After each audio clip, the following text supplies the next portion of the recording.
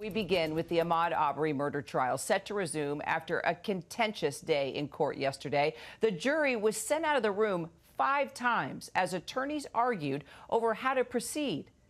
Police investigator Parker Marcy testifying that Gregory McMichael told him he chased Arbery so that police could arrest or identify him, saying Arbery was cornered like a rat. Defense attorneys saying that if Arbery had stopped and identified himself, well, it would have been a whole different ballgame. Alex Prichet, just outside the courthouse in Brunswick, Georgia, with the latest for us.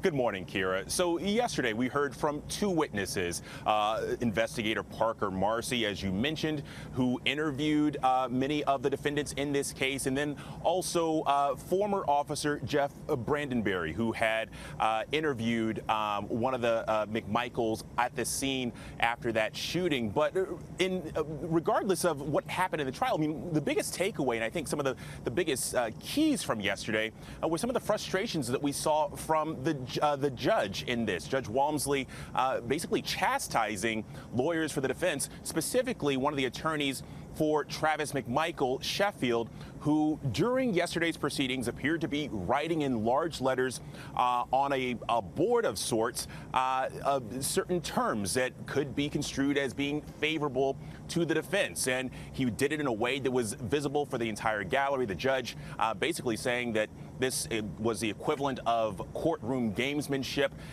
and he was clearly visibly frustrated. Something else that frustrated the judge yesterday was the trickle in snail's pace at which sometimes this trial has moved forward. We've seen a ton of motions and sidebars and recesses and objections, frankly, that have stalled or delayed this trial in ways. You mentioned how there were at least 5 delays yesterday. There were a number of delays on Friday as well, and that's become a running theme during this trial. The judge wanting to keep this going, this trial on track.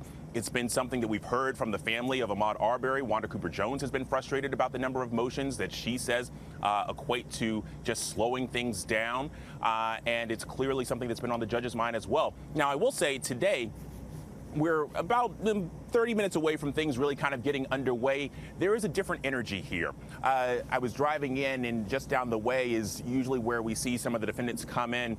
The perimeter for security has been expanded. We've seen more of the roads kind of cordoned off here, and that's because we're anticipating a larger crowd. We got word, the latest guidance on this is there's going to be a rally out here around noon during that lunch recess, where we're expected to hear the parents of Ahmaud Arbery speak. Also possibly a rally organized by the Reverend Al Sharpton of the National Action Network. And so we're expecting a lot more foot traffic here than we've seen in the last few days.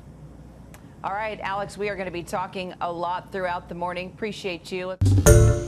Hi, everyone. George Stephanopoulos here. Thanks for checking out the ABC News YouTube channel. If you'd like to get more videos, show highlights, and watch live event coverage, click on the right over here to subscribe to our channel. And don't forget to download the ABC News app for breaking news alerts. Thanks for watching.